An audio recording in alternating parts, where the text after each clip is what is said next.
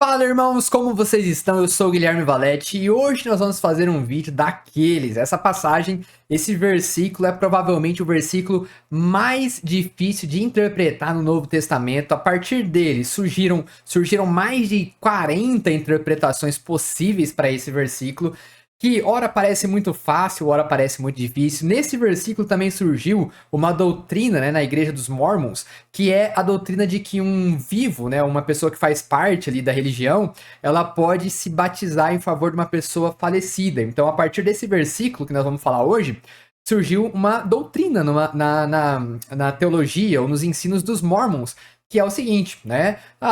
Você tem um parente que faleceu antes da revelação de Joseph Smith, então você ainda pode escolher se batizar por ele lá no templo, tem que ser no templo. Então, assim, o vídeo não vai ser como refutar essa ideia hoje, seria um vídeo só para isso, mas seria um vídeo porque eu tô estudando essa passagem e o que que eu aprendi, o que que eu vi sobre essa passagem, que de fato ela é muito complexa e quanto mais você estuda, às vezes você pega um estudo de Calvino, você pega John Gill, você pega outros teólogos e você vê que até mesmo teólogos da mesma linha teológica, muitas vezes, que ou são calvinistas ou arminianos, eles diferem na questão da interpretação dessa passagem. Eu separei aqui, deixa eu dar uma olhada como está aqui, se nós estamos tudo pronto para falar um pouquinho. Vamos ler essa passagem? Então, 1 Coríntios 15, 29, eu acho que eu nunca mais esqueço esse versículo na minha vida. Vamos ler 1 Coríntios 15, 29, diz assim: de outra maneira, que farão os que se batizam pelos mortos? Então, eu acho interessante isso aqui, ó. De outra maneira, né, de outra forma, de outra sorte, que farão os que se batizam pelos mortos? Se absolutamente os mortos não ressuscitam, por que se batizam eles, então, pelos mortos?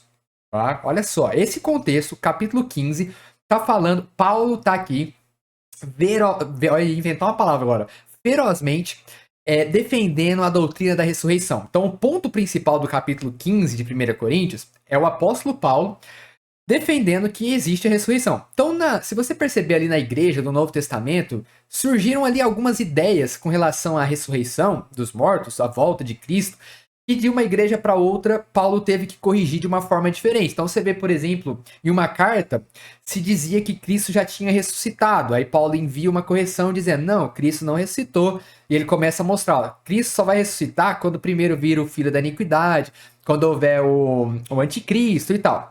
Outras igrejas acreditavam, uma igreja então acreditava que Cristo já tinha vindo e eles tinham ficado, né? Então eles pararam de trabalhar, não queria mais praticar a obra de Deus, porque falou, se já foi, para que eu vou continuar servindo a Deus? Eles não queriam nem trabalhar mais por causa disso. Outras igrejas também. Agora, aqui o problema não é nem esse que Cristo já tinha vindo, né? O problema aqui em Coríntios é que uma doutrina surgiu aqui dizendo que não haveria ressurreição. Então morreu, acabou. Basicamente essa era a ideia. Então Paulo tá aqui no capítulo 15 batendo em cima disso. Tipo assim, ó, não haverá ressurreição. Porque se os crentes, se o morto não ressuscita, ou o crente não ressuscita, qual é a nossa esperança? Se a nossa vida só é isso aqui, aí Paulo olha para a experiência dele, tantas desgraças, né? Tantas tragédias que ele passou de tudo, e ele fala assim: se a esperança tá só aqui, eu tô lascado, né? Eu tô em maus lençóis, porque a minha vida aqui nessa terra, como fisicamente falando, ela tem sido terrível, a perseguição e tal. Até no capítulo 15, no versículo 30, ele vai falar, né? Ó, porque estamos nós também em perigo.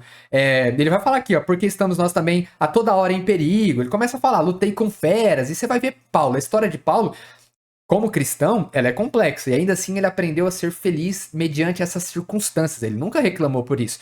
Ele sempre aprendeu ainda a ver glória nisso, né? Mas a questão é, Paulo tá aqui batendo em cima dessa ideia, a doutrina da ressurreição do nosso corpo. Ele começa a explicar. Algumas pessoas falam, que loucura, como que vai ressuscitar? Eu com esse corpo aqui, como que eu vou ressuscitar com esse corpo? Aí Paulo começa a falar, dá uma explicação, usando a natureza, usando a semente, cai, morre, depois nasce uma planta. Ele apela também para. Depois ele vai falando sobre o primeiro Adão, que era um ser, uma alma vivente, mas o segundo Adão é um espírito vivificante que dá vida. Ele começa a trazer várias ideias. E ele fala do nosso corpo. Nosso corpo ele é semeado em desonra, ou seja, ele é enterrado em desonra, porque ele decompõe. De certa forma, ali é o momento final da vida do homem na Terra. Só que ele vai ser ressuscitado em glória, um corpo espiritual. Então essa é a teologia do capítulo 15 que você tem que ter em mente. Eu vou falar daqui a pouco quais são as possibilidades de tradução aqui, tá? E aí você vai me ajudar. Porque, de fato, se eu disser assim, é essa daqui, ponto final, eu posso ser contestado também.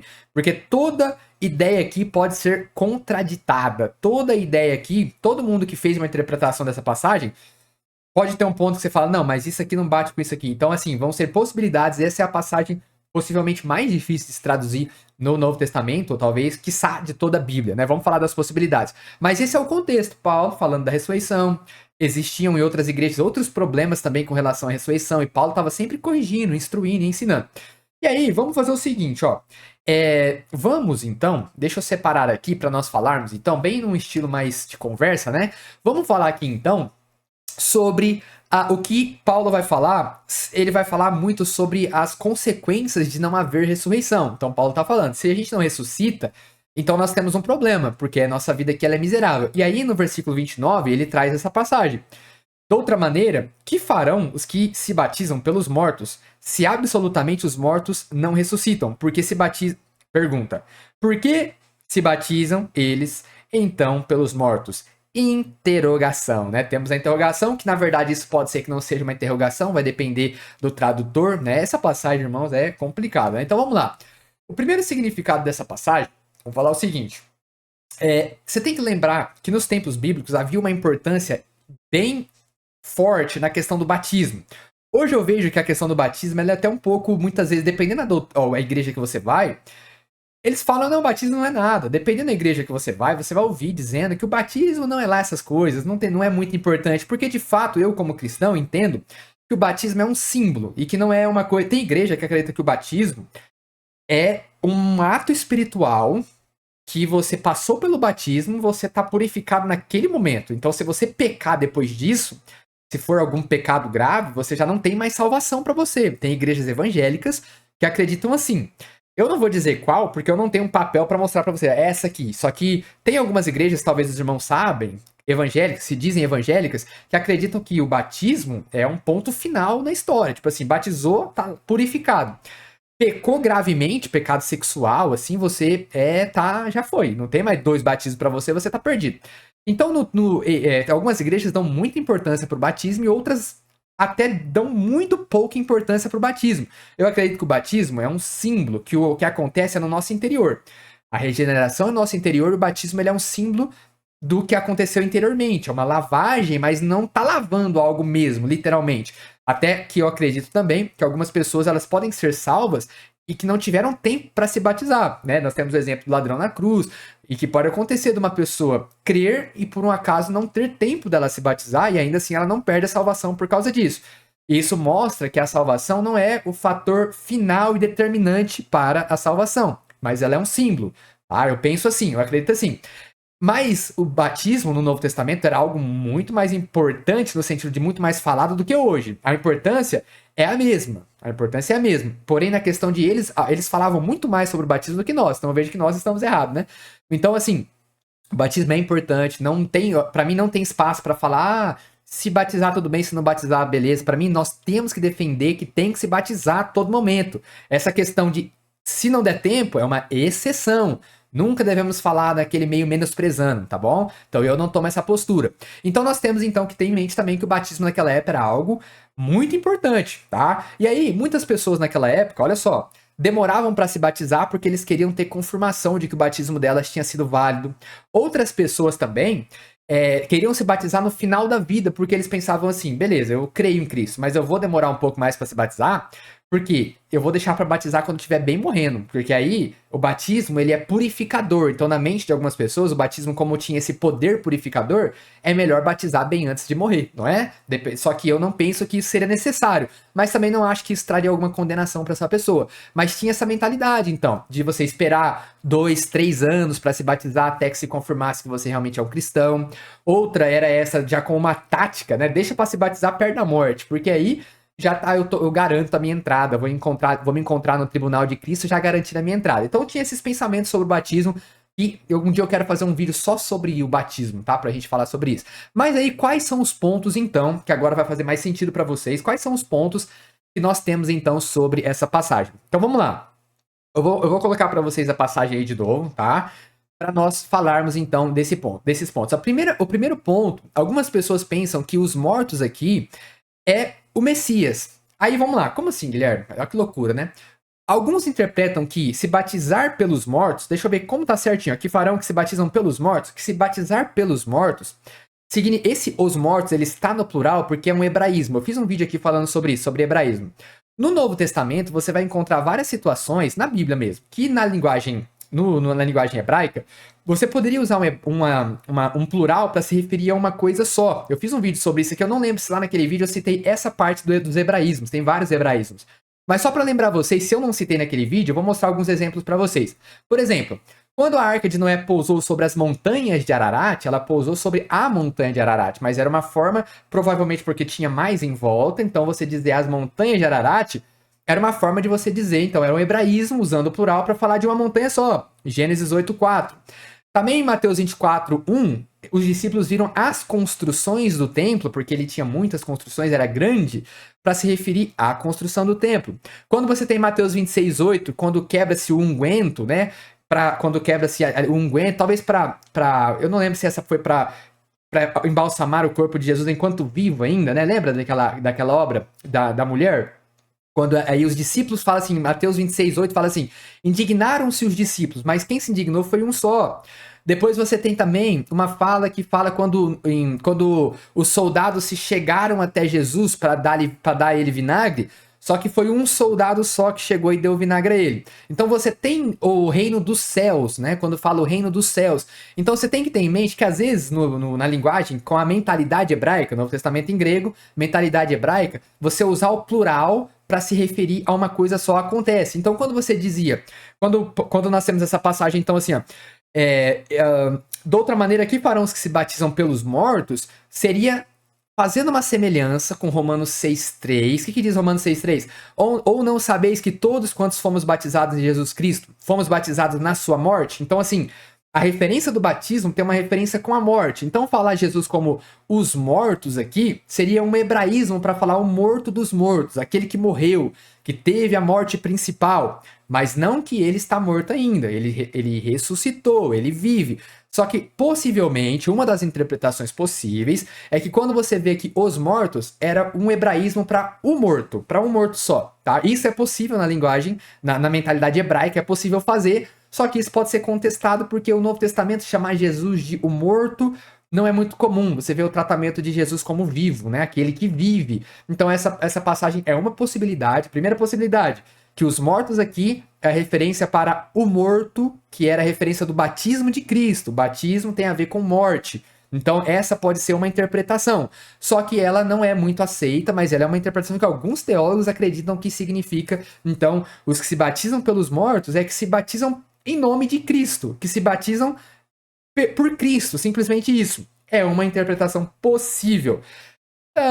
Quando eu li esse texto sozinho, foi a primeira coisa que eu pensei. Mas eu vi que muita gente é contrária a essa passagem. Então eu não vou cometer essa heresia aqui.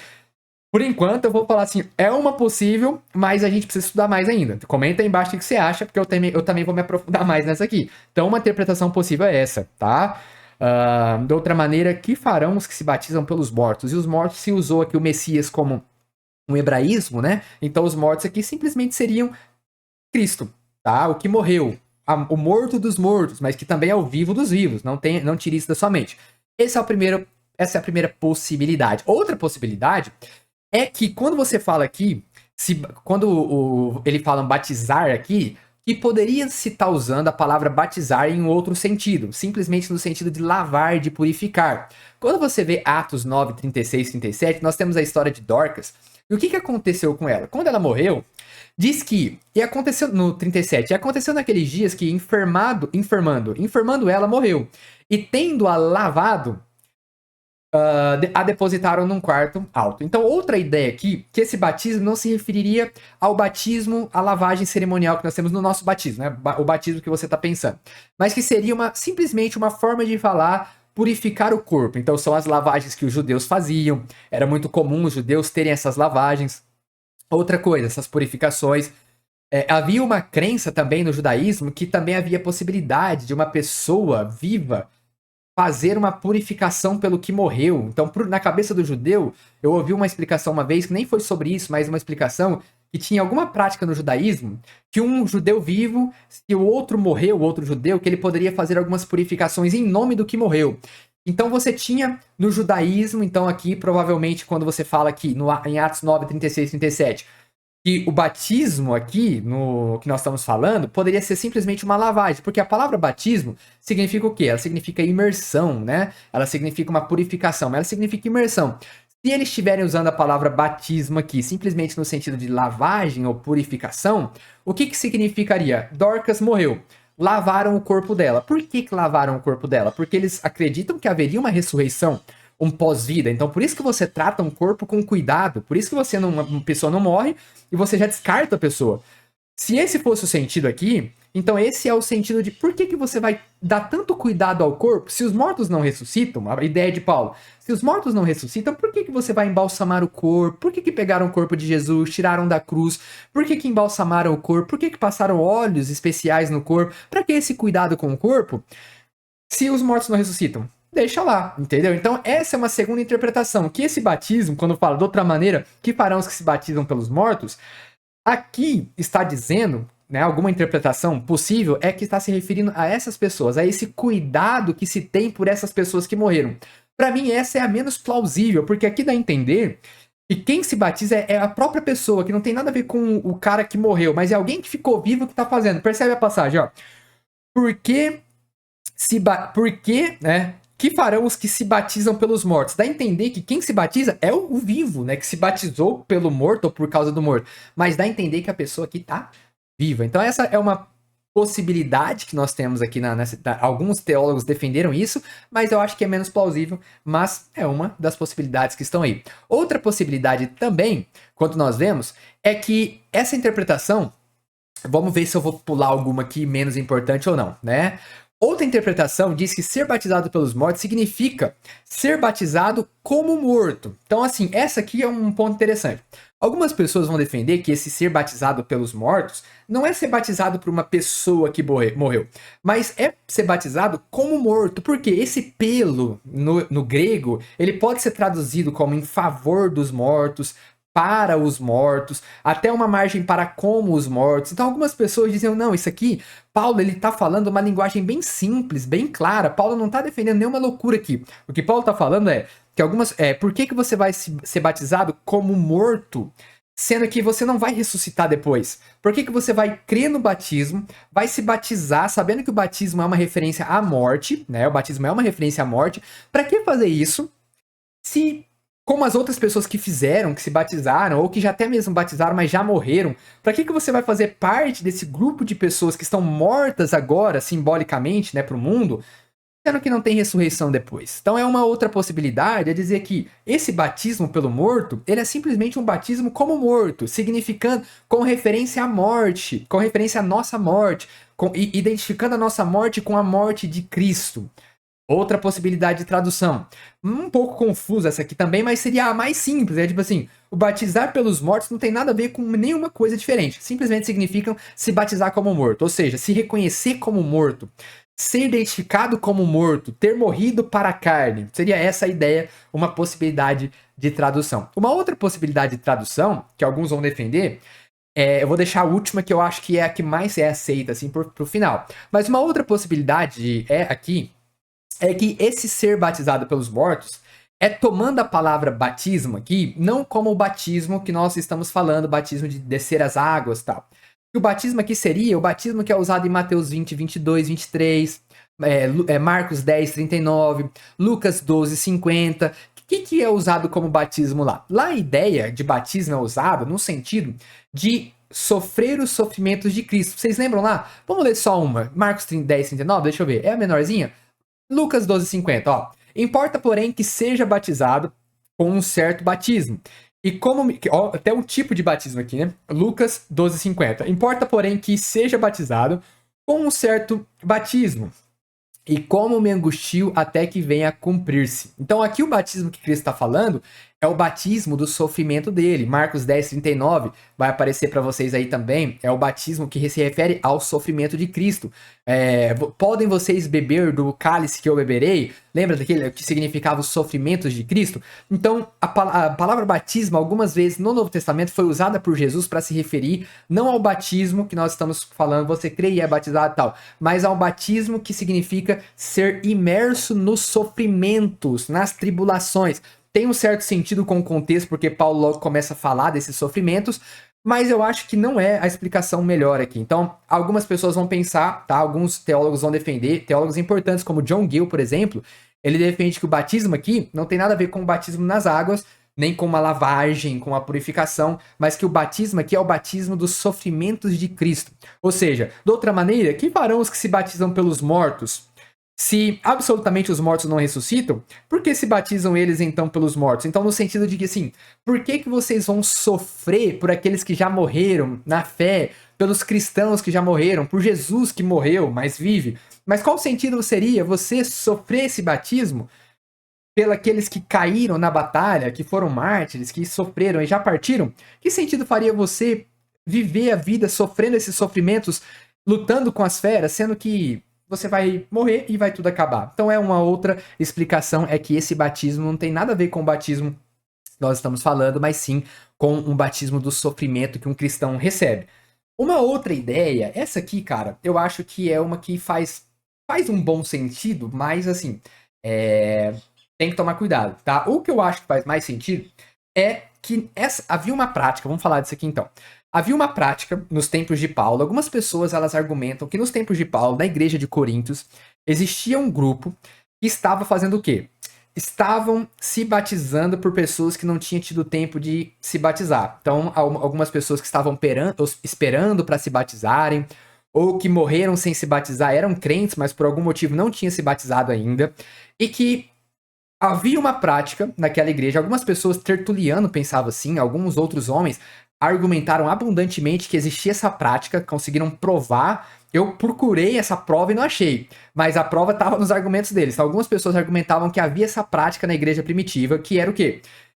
Eles defendiam, então, que tinha lá, até existiam alguns grupos também, até alguns grupos que até um grupo chamava Coríntios, existia um outro grupo também, que eu esqueci o nome agora, e esses grupos, eles tinham essa prática de se batizar pelos mortos. E é fácil de pensar que isso realmente acontecia. Então, o que Paulo está dizendo aqui? Mas vamos lá, Paulo estava defendendo isso? Então vamos, primeiro, existia provavelmente na igreja de Coríntios pessoas se batizando por pessoas que tinham morrido, que não tinham tido tempo de se batizar, e eles estavam praticando isso. Paulo defende que isso é uma prática lícita? Aparentemente não. Por quê? Vamos ver essa passagem aqui, ó. De outra maneira, que farão, ele coloca, até agora ele estava falando nós, nesse capítulo ele está falando nós, os que ressuscitarmos e tal, mas de repente ele viram para outras pessoas, ó. O que farão os que se batizam pelos mortos? O que farão os que se batizam pelos mortos? Se absolutamente os mortos não ressuscitam, por que se batizam eles, essa palavra? Ele está falando de um grupo que parece que ele não está aprovando, né? Por que se batizam eles, então, pelos mortos? Então, provavelmente, Paulo pode estar fazendo uma crítica assim. Paulo usou um exemplo que ele não estava aprovando, mas que os coríntios elogiavam, que os coríntios provavelmente achavam bonito que havia essa prática na igreja, as pessoas se batizando pelos mortos. Mas na cabeça deles, por que eles faziam isso? Porque haveria uma ressurreição, uma vida pós-morte, então é importante isso. Então, se esses coríntios estivessem louvando isso, estivessem achando isso bonito, Paulo usa isso para falar assim, se eles que estão fazendo essa prática herética têm um fundo de verdade, ressuscita dos mortos, mas a prática de se batizar pelos mortos, a Bíblia nunca defendeu. Se eles que são heréticos, se eles estão fazendo isso porque eles acreditam que haverá uma ressurreição, e a ressurreição não existe, então por que vocês acham bonito o que eles estão fazendo e ao mesmo tempo vocês não acreditam que vão ressuscitar dentre os mortos? Que incoerência é essa? Então pode acontecer, pode ser aqui que Paulo usou um exemplo que não é aprovado, tá? Como exemplo, que ele possa ter usado um exemplo que estava presente naquela época, porque os coríntios provavelmente eles elogiavam isso, eles se orgulhavam disso, e Paulo pode ter usado esse exemplo para simplesmente dar uma cutucada neles, para dizer assim, se eles que são heréticos fazem essa besteira, se batizam pelos mortos, quanto mais nós, cristãos, que estamos supridos das promessas que haverá ressurreição, quanto mais nós Nós temos que acreditar que o nosso batismo, ele não foi um batismo vão, porque eles tinham se batizado. Aqui, o Paulo não está dizendo que eles não tinham, eles tinham se batizado. Mas a grande questão é, se eles que estão cometendo essa heresia acreditam na ressurreição dos mortos, quanto mais nós precisamos acreditar na ressurreição dos mortos, porque é palavra fiel de que ele voltará. Então essa interpretação é uma interpretação que muitos defendem também, é uma interpretação provável, tá? Mas, de modo geral, existem umas 40 interpretações para essa passagem. E eu precisei, quando eu comecei a estudar, essas que eu passei para vocês aqui, eu precisei ler e reler umas 10 vezes, assim, para entrar um pouco na minha mente. Então, eu quero deixar esse vídeo para vocês aqui. Me ajudem a compreender essa passagem. Deixem um comentário aí embaixo. Quem sabe eu possa fazer um outro vídeo mais coerente com a ajuda de vocês. Porque, cara, eu percebo que quando eu recebo os comentários aqui, existem muitos comentários de pessoas que estão trilhando a caminhada há muito mais tempo do que eu, há 20 anos, 30 anos, e que já passaram por esse versículo aí, já viveram nesse versículo. Me ajudem a entender essa passagem, tá? Eu fiz esse vídeo aqui para dar uma clareada na mente daqueles que estão iniciando, também para aprender com vocês nos comentários. Lembrando que aqui embaixo eu vou deixar o link do meu novo canal, tá? O novo canal, onde logo eu começarei a postar outros vídeos lá. Vou deixar aqui embaixo o link do meu novo canal. Vai lá, por enquanto tem 3 vídeos lá, mas já vai lá. Meu Insta também, Gui Valete Bíblias. Escreve lá, Gui Valete Bíblias.